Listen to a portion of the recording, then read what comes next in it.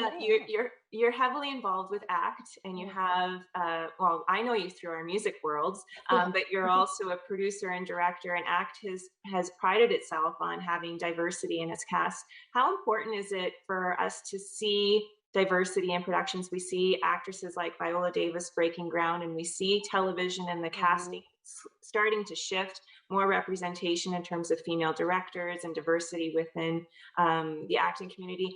How important is that for affecting social change, and why is it needed?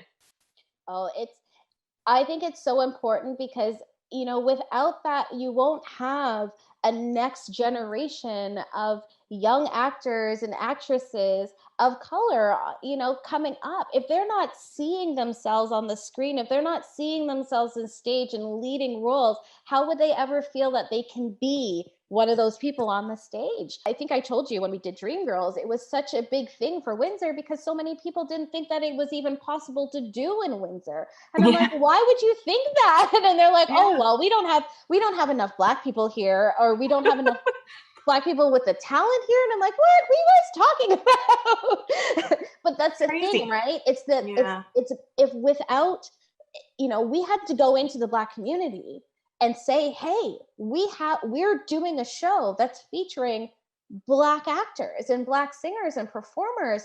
And the Black community were like, oh my God, seriously? Like, they were surprised when we came to them. We need to be seeing people of color because that is who we are.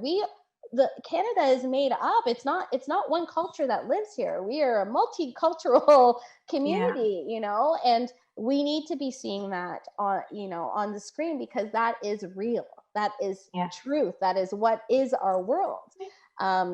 And it's so nice I'm so happy that we're seeing more of this. I'm so happy that, last year when COVID hit, Stratford did a whole series on, they got a did panel with, I think, almost 20 of their Black actors and let them be honest and truthful about what it's like to audition. I'm really sad last year because Hamlet was actually played by a woman.